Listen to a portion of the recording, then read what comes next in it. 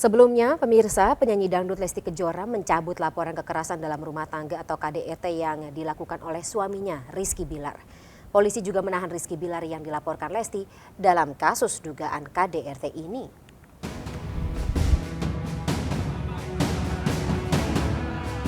Didampingi pengacara Sadi Arifin, penyanyi dangdut Lesti Kejora Kamis petang mendatangi Mapolres Jakarta Selatan. Mengenakan baju berwarna putih dan kerudung berwarna coklat, Lesti datang menggunakan minibus hitam dan turun di pintu belakang Mapolres. Lesti tidak mengeluarkan sepatah kata pun dan terus bungkam saat awak media berusaha mengabadikan momen tersebut. Istri dari artis Rizky Bilar ini datang bersamaan dengan kepolisian Metro Jakarta Selatan yang resmi mengumumkan penahanan suaminya itu. Seperti diketahui, Rizky Bilar dilaporkan Lesti Kejora atas dugaan KDRT. Selain dilakukan penahanan, Rizky Bilar juga resmi ditetapkan sebagai tersangka. Rizky Bilar dijerat pasal 44 ayat 1 Undang-Undang tahun 2004 tentang penghapusan KDRT dengan ancaman pidana 5 tahun penjara. Saat ini, Rizky telah ditahan di Mapolres Metro Jakarta Selatan untuk 20 hari ke depan. Dari Jakarta Selatan, Dan Helmi Sajangbati, iNews melaporkan.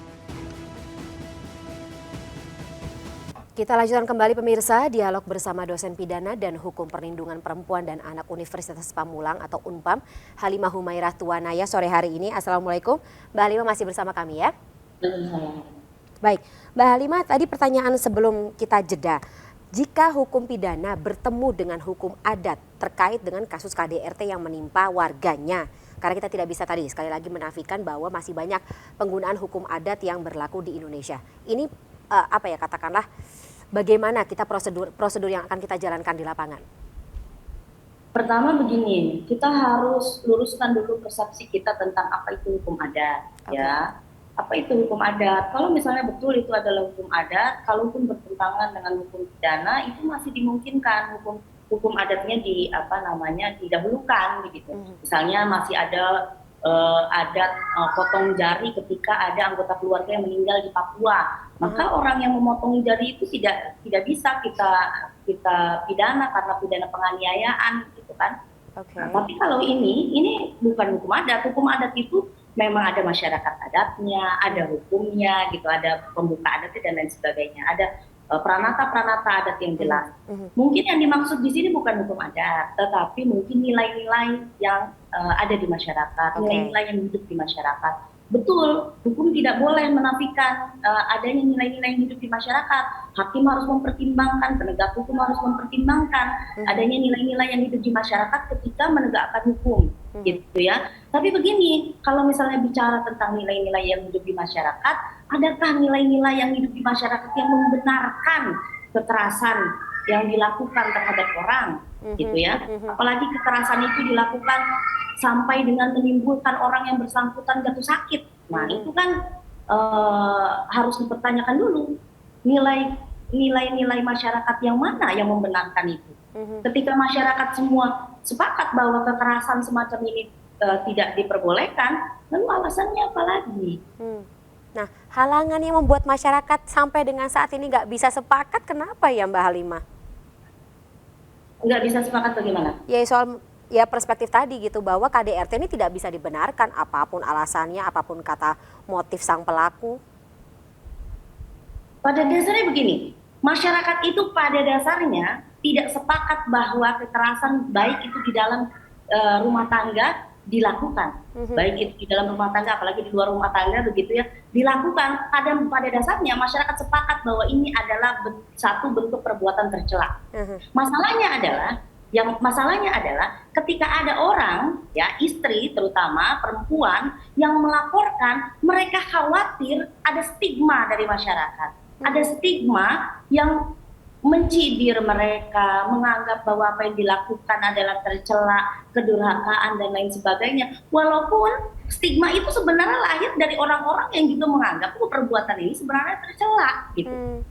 Tapi walaupun itu tercela, itu dianggap sebagai sesuatu yang normal ketika pelakunya adalah laki-laki, ketika pelakunya adalah suami. Nah ini kan yang jadi masalah begitu. Yang masih jadi pro kontra atau katakanlah perdebatan di tengah masyarakat seperti itu ya.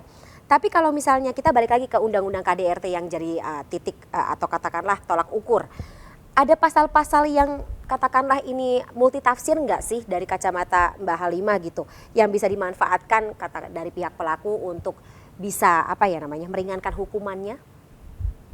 Saya kira Undang-Undang PKDRT untuk masalah ini sudah sangat jelas. Cukup jelas ya. Bahwa di Undang-Undang PKDRT kekerasan yang dilakukan oleh Rizky Bilar terhadap Lesti itu bukan merupakan delik aduan, sehingga tidak bisa dicabut. Kenapa? Karena perbuatan yang dilakukan telah menimbulkan penyakit dan membuat Lesti tidak bisa melaksanakan aktivitas sehari-hari. Itu jelas ya, dia sempat dirawat begitu kan, lalu kemudian menimbulkan sakit yang diderita oleh Lesti, sehingga menimbulkan deliknya bukan lagi kekerasan fisik yang ringan begitu, kekerasan fisik yang dianggap sebagai satu delik aduan, tapi kekerasan fisik yang menimbulkan penyakit sebagaimana diatur di pasal 44. Baik, jadi secara garis besar atau secara katakanlah jelasnya gitu gamblangnya, jika seorang korban melaporkan siapapun pelakunya tersebut ya yang berada dalam payung hukum atau aturan hukumnya ini ke polisi, berarti tidak ada jalan balik ya untuk mencabut laporan, kasus tidak diteruskan, pelaku bebas dari segala tuntutan, seperti itu ya? Betul, jadi sebenarnya undang-undangnya sudah jelas bahwa tindakan yang dilakukan oleh Rizky Bilar adalah satu perbuatan yang bukan merupakan delik aduan, sehingga kalaupun Lesti sampai datang dengan alasan mencabut laporan, itu bukan hal yang dikenal di dalam hukum pidana karena bukan delik aduan. Lain halnya kalau ini delik aduan. Oke, berarti sekarang tinggal bagaimana mendorong korban-korban yang katakanlah ini kan kasusnya seperti gunung es ya, Mbak Halimah, yang diketahui banyak tapi yang di bawah yang tidak kita ketahui justru lebih banyak, takutnya atau dikhawatirkan jauh lebih banyak, tapi semoga korban-korban yang mengalami kasus sama ini tetap berani melaporkan siapapun pelakunya itu, walaupun tadi tidak ada jalan balik untuk kasus tidak diteruskan kembali gitu ya, atau damai seperti itu tanda kutip. Tapi kalau dari kacamata perspektif Mbak Halimah sendiri, pribadi Mbak Halimah, pemerintah apakah sudah cukup turun tangan, sudah cukup serius dalam mengatasi kasus-kasus serupa? Karena kita tahu makin lama, semakin tahun, semakin harusnya kita maju, tapi entah kenapa kasus-kasus serupa ini justru semakin banyak, semakin marak. Ya, jadi kalau misalnya dianggap kenapa sih kasus-kasusnya semakin banyak begitu ya, padahal undang-undangnya sudah ada. Itu tadi masalahnya, karena selama ini pada dasarnya menjadi fenomena gunung es. Banyak, tapi sedikit yang mau melapor. Sekarang sudah semakin baik kesadaran masyarakatnya, sudah semakin banyak masyarakat yang sadar hukum, bahwa mereka punya hak, walaupun mereka adalah perempuan, mereka memiliki persamaan derajat di depan hukum, sehingga sudah mulai tinggi angka laporannya, yang selama ini semua tidak terlihat, tidak tampak, tidak tampak dalam laporan di kepolisian. Ini yang disebut angka gelap gitu ya, angka gelap dalam statistik kepolisian, kejaksaan, termasuk putusan pengadilan, yang sebenarnya kasus yang terjadi di masyarakat itu tinggi, tapi karena partisipasi dari masyarakat untuk melapor ini rendah, karena diakibatkan tadi khawatir akan ada stigma dan lain sebagainya, akhirnya membuat masyarakat mayoritas enggan untuk melaporkan. Sekarang cara pandang masyarakat sudah mulai baik, kesadaran hukumnya sudah mulai baik, sehingga membuat angka laporannya meningkat. Jadi tidak bisa dilihat bahwa kok sudah ada undang-undangnya, tapi kasusnya semakin meningkat. Justru ini merupakan satu pertanda baik gitu ya. Betul. Kita lihat perspektifnya ya. Kesadarannya semakin baik, kesadaran masyarakat semakin baik.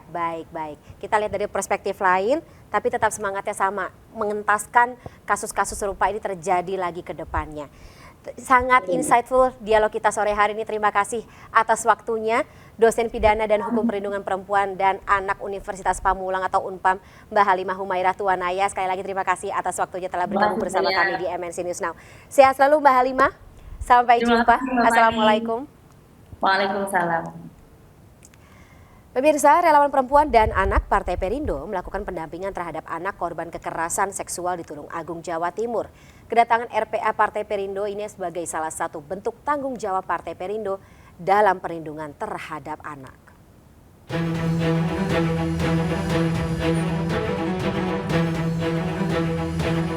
Ditinggal ibunya bekerja sebagai TKW di luar negeri, anak kelas 5 sekolah dasar menjadi korban pelecehan seksual.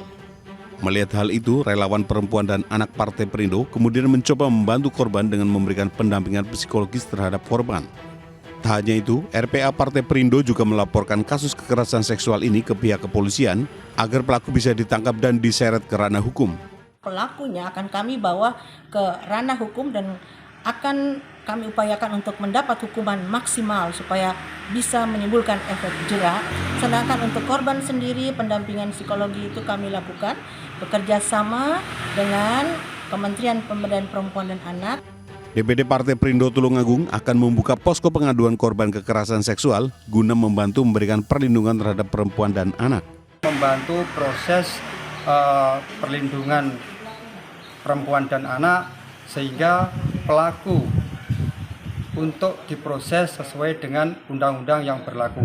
Pendampingan yang dilakukan RPA Partai Perindo ini agar korban mau melaporkan kasus kekerasan seksual serta untuk memberikan advokasi dan konseling bagi korban. Dari Tulungagung, Jawa Timur, Anang Agus Faisal, iNews melaporkan. Tetaplah bersama kami pemirsa, MNC News Now akan segera kembali.